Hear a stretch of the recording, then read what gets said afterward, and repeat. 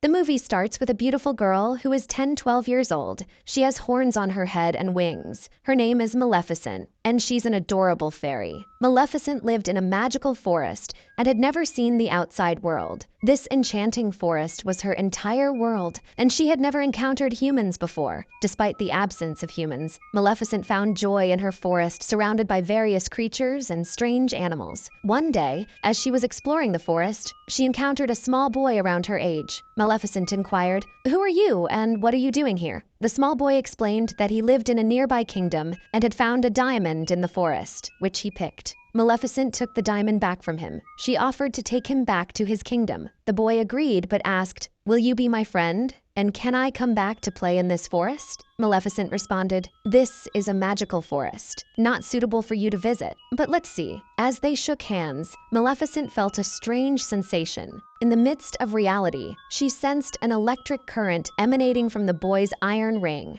She explained that iron burns fairies. Don't come here while wearing it. After their encounter, the boy returned to his kingdom. Unbeknownst to Maleficent, the kingdom he hailed from had intentions of occupying her magical forest. The boy, whose parents were no longer alive, became a close friend of Maleficent. Their opposing kingdoms didn't matter to them. They played together, and many years passed in this way. He continued to visit the magical forest to play with Maleficent. Now, as they both turned 16, they began to develop feelings for each other. Maleficent started to believe that humans weren't the enemies of fairies and that they could be kind. Little did she know about the greed that some humans possessed. One day Maleficent was thinking that it had been quite a few days since the boy had come. Then she recalled something he had mentioned before, that when he grew older, he intended to rule his kingdom and even acquire a castle. This suggests that Maleficent was oblivious to the boy's greed.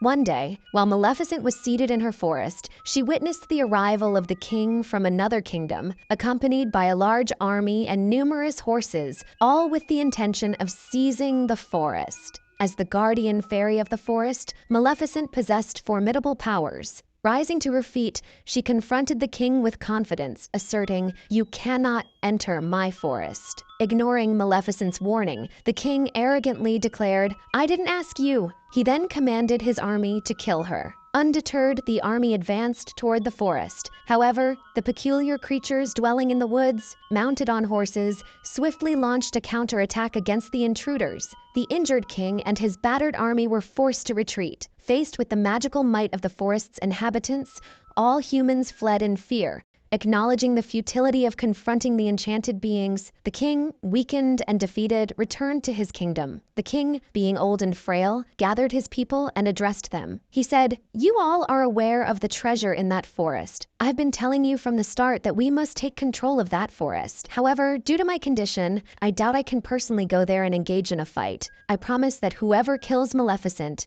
I will marry my daughter to him." A brave young man stepped forward and said, "I will go there." The surprising revelation about the identity of this boy will surely leave you astonished. This was Stefan, the same young boy who used to play with Maleficent. Now, we witness Stefan returning to the forest after many years to meet Maleficent.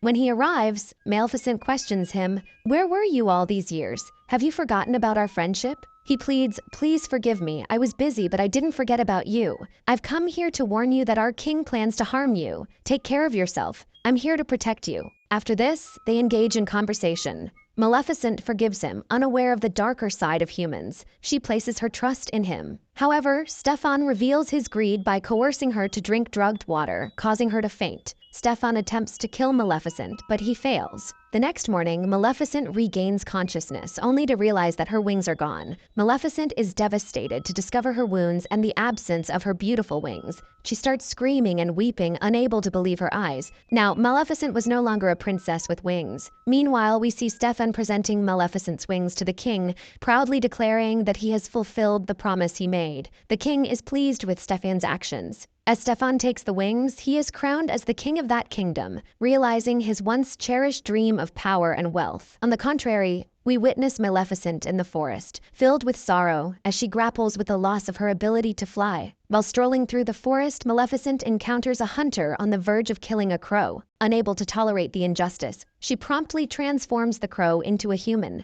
Startled, the hunter flees in fear. The transformed human, formerly a crow, expresses gratitude and curiosity, asking Maleficent why she saved him. Maleficent replies, "I couldn't just stand by. My heart felt sympathy for you." The transformed man pledges a lifelong commitment to serve her in gratitude. "I'll do whatever you say," said the transformed crow, expressing joy at becoming human. Maleficent agreed to his loyalty. She named him Diaval. Diaval brought information for her. Maleficent learned that Stefan had destroyed her wings to become the king. She begins to despise humans, her trust in them shattered. Then we see that Stefan had married the king's daughter in the kingdom. Now, a daughter was born in his house. There were a lot of celebrations. Nobody knew who was coming from afar to join the festivities, taking the opportunity. Maleficent also goes there. She starts giving her wishes. She says to that little baby, "You are so pretty, but when you turn 16, a needle will prick your hand. After that, you will die." Then Stefan requests her and says not to do this. "Why are you taking revenge on my daughter?" Then Maleficent says, "I was also a girl, and remember what you have done to me?" There was still some sympathy in Maleficent's heart. She says to Stefan, "There is a solution. If your daughter finds her true love on her 16th birthday, her life can be saved." Stefan becomes worried. He calls 3 small princesses and asks them to take his daughter far from here. Don't bring her back here until she turns 16 or else the curse will come true. After that, he attempts to attack the forest, but he fails. Maleficent has protected the boundaries of the forest with her powers. No human can enter the forest. Now we see Princess Aurora, Stefan's daughter. Those 3 fairies took her far away, but Maleficent still knew where she was living. She tries to scare her, but the little baby girl, Princess Aurora, starts smiling. Now Maleficent's heart was softening towards her because, deep down, Maleficent was a kind fairy. She was not a cruel woman. The 3 fairies who were responsible for taking care of Princess Aurora were quite negligent. Maleficent frequently intervenes to save Aurora's life, whether the princess is falling from a mountain or a tree. As time passes, Princess Aurora reaches the age of 15. Princess Aurora, now 15 years old, has only 1 year left until her curse is fulfilled. The fairies have taken her to a place surrounded by dense woods, enclosed within high boundaries. Princess Aurora had not seen the outside world, just like Maleficent. So she was in suspense about what was beyond. One day she goes there and starts observing. Meanwhile, she feels that someone is there. She says, "If someone is there, come forward. I have many questions to ask." Maleficent is there. She can't resist and comes in front of Princess Aurora. Princess Aurora, upon seeing Maleficent, screams and exclaims, "You're the one who has taken care of me since I was a child. Why didn't you come in front of me? You are my godmother. I recognize you, and that companion with you, I also like." Maleficent wasn't expecting that answer, so she becomes happy from the inside. As I have mentioned, she was a kind fairy. She starts loving Aurora. Now, she doesn't want the curse that she gave her to come true. They have developed a strong friendship. They live together, play together, and talk to each other like a mother and daughter. But when Princess Aurora was sleeping, Maleficent tries to revoke the curse using her powers. However, she comes to realize that a curse placed for many years cannot be undone, especially when it's time for that curse to be fulfilled. Due to this, Maleficent was worried as her 16th birthday was approaching. She then prays that she will soon find her true love so that the curse can be reversed. Afterward, we see that in the morning, Princess Aurora and Maleficent were conversing in the forest. Princess Aurora asks Maleficent, "Where are your wings? All fairies have wings." Then Maleficent responds, "I also had wings, but a human snatched them from me. I was happy with them. I used to fly high in the sky. I miss my wings." With this, Maleficent was about to weep. Then Princess Aurora calms her down and says, "Don't worry. Tomorrow is my 16th birthday, and I will take permission from those 3 fairies and will come to you to live with you. You are not alone. I am with you." However, Maleficent knows that this wasn't possible until she gets her true love. It can't happen in one day. Princess Aurora was going to her home from there when she sees a handsome boy on her way. He was her age, and as they see each other, they like each other. Afterward, Princess Aurora goes home and tells the 3 fairies that she wants to leave. She expresses her desire to go to Maleficent, far from her current home. The fairies think that maybe she knows something about her parents still being alive and wants to return to the kingdom after her birthday. The 3 fairies tell her the truth about what has happened, and that there is an evil fairy who wants to harm her. They reveal that the one behind it is none other than Maleficent. Upon hearing this, Princess Aurora can't believe her ears. Saddened, she goes to Maleficent and asks if what she heard is true. Maleficent lovingly confesses to her that yes, it is true.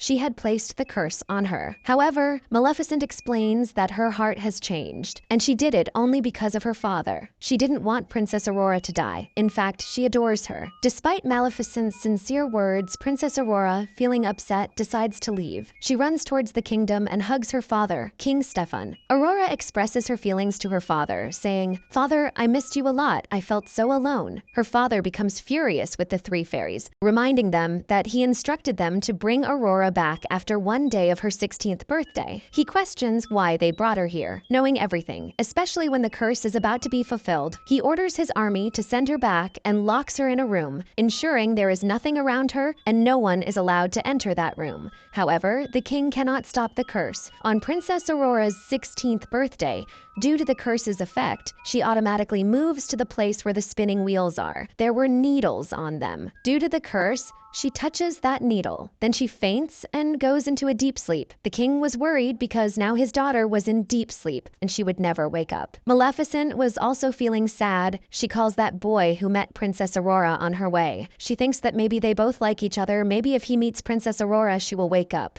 Then Maleficent goes to that place with that boy where Princess Aurora was sleeping. Meanwhile, the fairy who was present there takes care of Princess Aurora. She says to the king that you are the father of Princess Aurora. Kiss her forehead. Maybe she'll wake up. Perhaps you are her true love. Then King Stefan says, "No, I can never be someone's true love. I deceived Maleficent. That's why this is happening." Now when Maleficent takes that boy there and he goes near Princess Aurora doesn't wake up. Then Maleficent comes to know he is not her true love. Seeing it, Maleficent starts weeping. Then she says to her that I will miss you a lot. I will miss your smile. I can never forget you. Saying it while weeping, Maleficent kisses her forehead. Then she was about to leave from there. But then she hears a voice from behind. "Stop, godmother." That was the voice of Princess Aurora. Yes, the true love of Princess Aurora was Maleficent, because she loves her from the heart. Princess Aurora says to Maleficent that I want to live with you in the forest. Then Maleficent was about to move from there while taking her with her. But then Stefan's army throws a net on them. That was an iron net that can harm the fairies. Here, Maleficent was helpless. Then she transforms her crow into a dragon. The dragon starts putting out the fire from its mouth. The dragon breathes fire, burning all the people present there. Maleficent was now free. However, King Stefan arrives with his remaining army members, equipped with iron shields to kill Maleficent once and for all. On the other side, Princess Aurora witnesses the wings of Maleficent. Those wings were moving. As if they recognized their owner's presence, Princess Aurora releases those wings. They automatically attach to Maleficent, and she regains control. She flies with Stefan. However, instead of causing harm, she refrains from throwing him off the building. Stefan, still determined to attack her, makes his move. As they were about to fall from the castle, Stefan clings to Maleficent's wings, trying to prevent her from flying. However, just before they hit the ground, Maleficent opens her wings and soars. Stefan, unable to hold on, falls to the ground and meets his demise. The greedy man was no longer a part of this world. Everything became peaceful. The next morning, Maleficent removed all the boundaries she had placed around the forest. Flowers bloomed and the greenery returned. She then told Princess Aurora, "Now, you are the queen of this forest." The kingdom and the forest joined, and everyone began living happily.